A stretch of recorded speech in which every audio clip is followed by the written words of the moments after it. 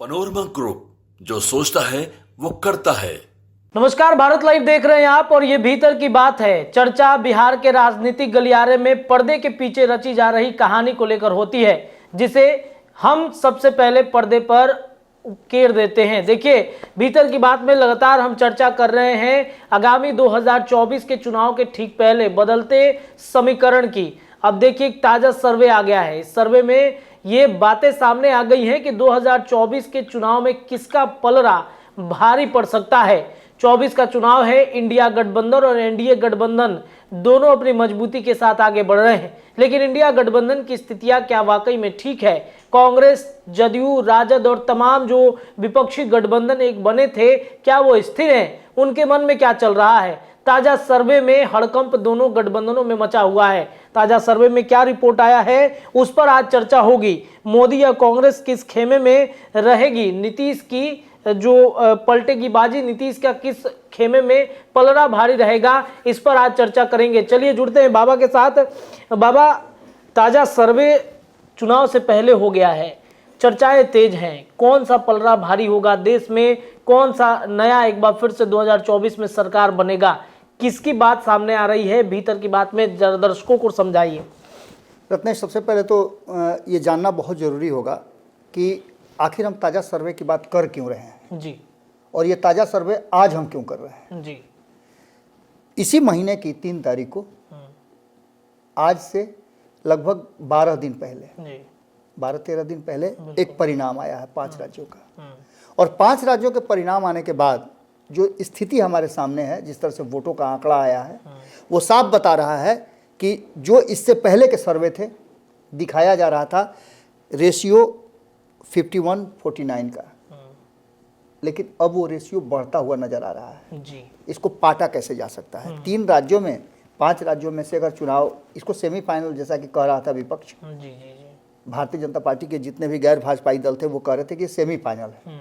तो सेमीफाइनल में जीती हुई टीम ही फाइनल खेलेगी ना। जी, जी। और फाइनल में उसका दबदबा भी ज़्यादा रहेगा, बिल्कुल, बिल्कुल। क्योंकि उसका ग्राफ ज़्यादा रहा है। 3-2 से वो जीत करके जा रही है। तो ऐसी स्थिति में अब ये ज़रूरत महसूस हो रही है कि जो सर्वे था इससे पहले वाला, अलग अलग एजेंसियां जो कर रही थी, जिसकी चर्चा हम भी कर रहे थे, अब उसके बाद क्या बदला है।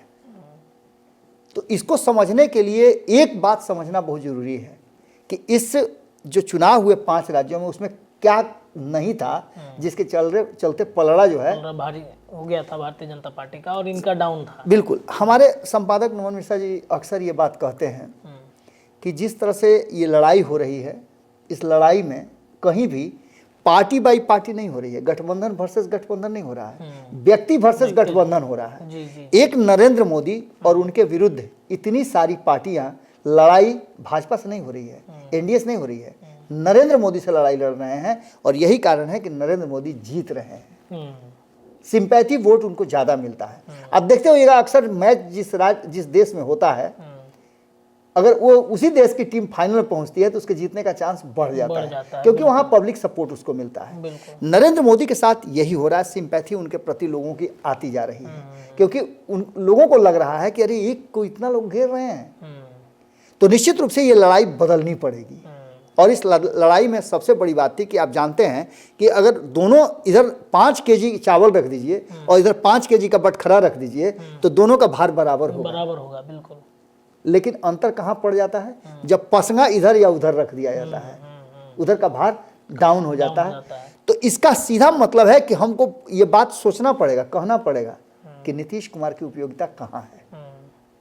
नीतीश कुमार को आप जो भी कह लीजिए, नीतीश कुमार के सदन में बयान को लेकर के आप जितना भी उनकी किल्ली उड़ा लीजिए, लेकिन पसंगा कहाँ अंतर पड़ा? उसी नीतीश कुमार की बात को कह करके मध्य प्रदेश, राजस्थान और छत्तीसगढ़ में अपनी सरकार बना लिया नरेंद्र मोदी ने। अगर वही नरेंद्र मोदी भोपाल की रैली में शामिल होते, या कांग्रेस और अन्य दल जो चुनाव लड़ रहे थे उनके साथ पार्टनर के रूप में, इंडिया गठबंधन के रूप में चुनाव होता रहता, तो नीतीश कुमार को यहाँ सदन में इस तरह की बात कहने की जरूरत नहीं पड़ती और मामला दूसरा होता, वहां जाके कुछ और कहते, नरेंद्र मोदी का पुराना किताब उघाड़ते। तो ऐसी स्थिति में कहीं ना कहीं नीतीश कुमार अंतर जरूर पैदा करते हैं। मतलब वो पसना है जो इधर से उधर कर देने पर भार बढ़ जाता है। बिल्कुल। जीतने हारने की संभावना बढ़ जाती है। आप कह सकते हैं कि 2015 में ऐसा हुआ था, 2020 में उल्टा पड़ गया। जो राष्ट्रीय जनता दल ये कह रही थी कि मेरे चलते नीतीश कुमार 2015 में मुख्यमंत्री की कुर्सी पर बैठे, उसी को 2020 में दिखा दिया। जो कांग्रेस बार बार ये कह रही थी कि हम ऐसे हैं, हम वैसे हैं, हम कुछ भी कर सकते हैं, उस कांग्रेस को अपने पैरों के नीचे दबा के रखा, संगठन बना करके। अब जो वर्तमान परिस्थितियां बनी है उसमें आंकड़ों की नज़र से अगर देखा जाए तो एक बहुत ही महत्वपूर्ण आंकड़ा है जिसकी चर्चा हम लगातार कर रहे हैं। हम 2014 आप लड़ाई लड़ रहे हैं किससे? नरेंद्र मोदी से और भारतीय जनता पार्टी से। तो इस लड़ाई में हम 2014 के चुनाव से ही आंकड़े को उठा सकते हैं, कंपेयर कर सकते हैं, कंपेयर कर सकते हैं। तभी परिस्थितियां दूसरी थी और आज भी बिल्कुल।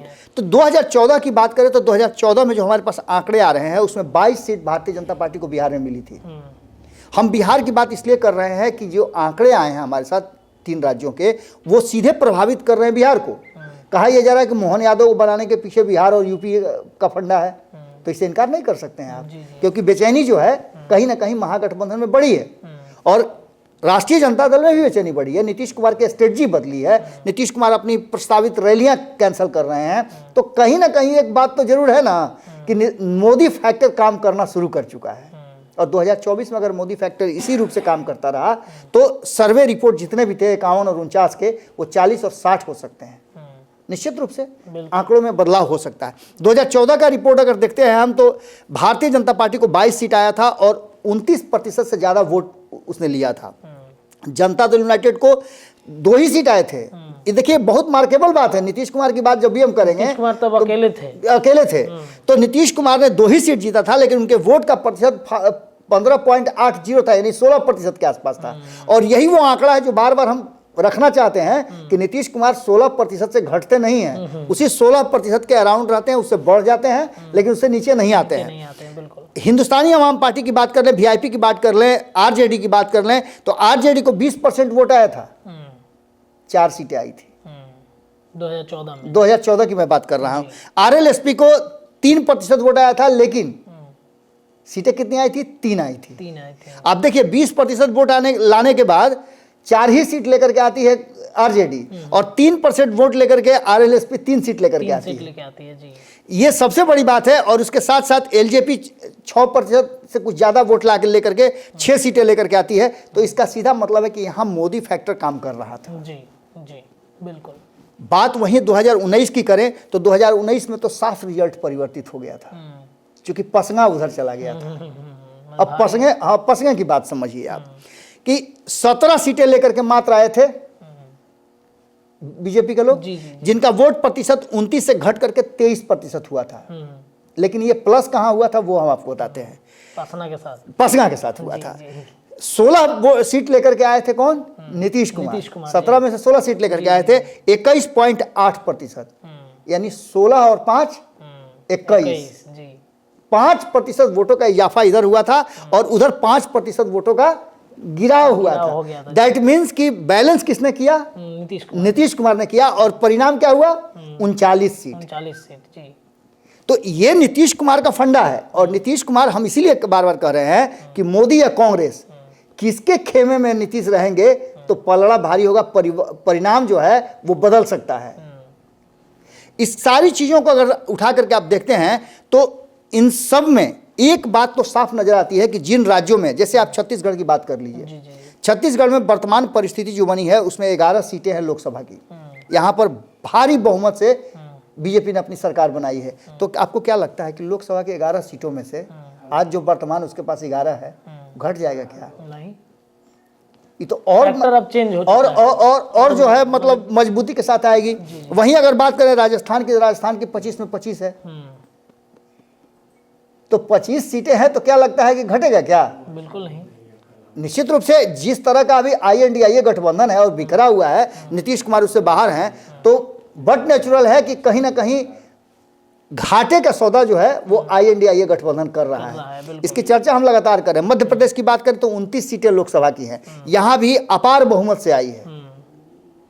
115 के बहुमत को 163 लेकर गए, इसका मतलब समझ सकते हैं कि भारी बहुमत है। तो ऐसी स्थिति में जनता, हाँ एक बात जरूर हो सकता है कि विधानसभा और लोकसभा के चुनाव के अलग अलग परिस्थितियां होती हैं, लेकिन वहां भी मोदी फैक्टर है। लेकिन अगर देखा जाए तो इंडिया गठबंधन जब तक एकजुट नहीं होता है, नीतीश कुमार जिसको आप पसना बता रहे हैं, उस पसने की कीमत अगर राहुल गांधी कांग्रेस नहीं समझता है तो ये शायद हमको लगता है कि सीट में इजाफा भी हो सकता है, बढ़ भी सकता है, वहाँ पे जो प्रतिशत है वोट का वो भी बढ़ सकता है।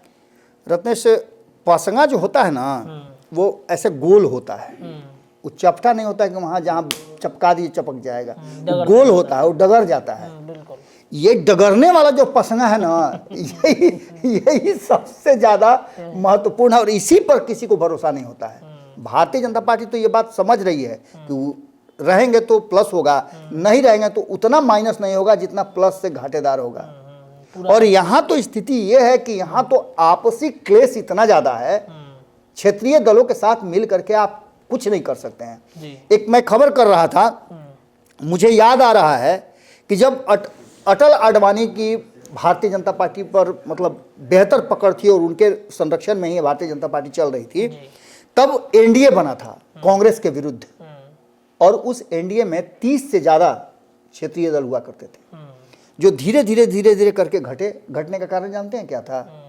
क्षेत्रीय दलों तब भारतीय जनता पार्टी कांग्रेस से लड़ाई में क्षेत्रीय दलों को हटा करके अपने सत्ता पर आ रही थी। इस वजह से ये बहुत इंपॉर्टेंट बात है रत्नेश, जी। जिसकी चर्चा मैंने उसी दिन कर दिया था जिस दिन 5 राज्यों के चुनाव के परिणाम आए थे। भारतीय जनता पार्टी ने अपने साथी दलों सहयोगियों को नीचे करके उनके कंधे पे पैर रख करके, उनके सर पे पैर रख करके सत्ता हासिल किया है। आज कांग्रेस उसी स्थिति में लौटती नजर आ रही है। अच्छा बाबा, एक चीज़ समझ में नहीं आता है, मोदी जी ने बयान दिया कि क्षेत्रीय पार्टियों का जनाधार अब खत्म हो जाएगा, लेकिन उसको कांग्रेस ने अडॉप्ट कर लिया। जो इंडिया गठबंधन बना उसमें अपने दल के जितने सारे क्षेत्रीय दल थे उनको ही साइड करने लगी। मैं यही बात कह रहा था ना जी कि क्षेत्रीय दलों को जब कांग्रेस पूरे परवान पे थी, आपने देखा होगा कि 2009 में उससे पहले लगातार सत्ता में आती रही है। बिल्कुल। तो सत्ता में जब यूपीए 1 यूपीए 2 दो बार जब सत्ता में आ गई, तो एक गठबंधन उससे पहले बना था जब कांग्रेस पूरी तरह से निरंकुश हो गई थी। राजीव गांधी का पूरा एकदम ऑरा चल रहा था, इंदिरा गांधी ने पूरी तरह से सत्ता पर अपना कब्जा जमा के रखा था। तब आप अन्य राज्यों में भी देखिएगा कि कांग्रेस की ही सरकार चलती थी। धीरे धीरे करके एक गठबंधन बना और अटल आडवाणी ने एक प्रयास किया, जिस प्रयास में एनडीए गठबंधन बना। उस एनडीए गठबंधन में क्षेत्रीय दल जुड़े और उन्हीं क्षेत्रीय दलों के कंधे पे सवार होकर के भारतीय जनता पार्टी ने सत्ता हासिल किया कई राज्यों में। आज उसी रास्ते पर निकल पड़ी है कांग्रेस, जो आप बता रहे थे, और जिसकी चर्चा हम उस दिन से कर रहे हैं जिस दिन तेलंगाना में कांग्रेस की सरकार बनी। वहां क्षेत्रीय दल की सरकार थी। लड़ाई कहां थी? कांग्रेस वर्सेस बीजेपी तो छत्तीसगढ़ में, उसके बाद राजस्थान में और मध्य प्रदेश में सीधी लड़ाई थी कांग्रेस वर्सेस भारतीय जनता पार्टी। लेकिन तेलंगाना की लड़ाई जो थी वो क्षेत्रीय दल से थी, और क्या हुआ वहां परिणाम? क्षेत्रीय दल हार गया। भारतीय जनता पार्टी का यही कहना है कि क्षेत्रीय दलों की जो वर्तमान परिस्थिति बनी है वो इस बात की तरफ इशारा कर रही है कि जो पहले बीजेपी किया करती थी वही आज कांग्रेस कर रही है, और इसी डर से कहीं ना कहीं नीतीश कुमार भी उस पसंगे की तरह हैं जिनके इधर से उधर होने के बाद परिणाम में अंतर आ सकता है। मतलब डगरने वाली स्थिति जो आप बता रहे हैं। बिल्कुल, यही भरोसा नहीं होता है। बाकी जहां नीतीश रहेंगे वहां तो आप समझ ही सकते हैं कि पलड़ा भारी रहेगा। जी चलिए, तो कहीं ना कहीं चुनाव से पहले जो परिणाम है वो सर्वे के माध्यम से अब सामने निकल के आ रहा है। भीतर की बात में हमने चर्चा करके बता दिया कि पलड़ा किसका भारी हो सकता है। तमाम चर्चाएं भीतर की बात में लगातार हम करते रहेंगे। जुड़े रहिए भारत लाइव के साथ। बहुत बहुत धन्यवाद। अगर ये वीडियो पसंद आई और वह बिहार के राजनीति और बिहारियत से सरोकार रखेनी तो सब्सक्राइब बटन दबा के चैनल के सब्सक्राइब कर ली। ओजे एगो घंटी बा, ओकरा बटन दबा देला से कुल सटीक और मारक खबर रुआ मुफ्त में मिल जाई। अगर रुआ पत्रकारिता के हमनी के नया प्रयोग में सहयोग कर चाहतानी तो ज्वाइन बटन दबा दी। पेटीएम नंबर नोट कर ली 9386816700। धन्यवाद।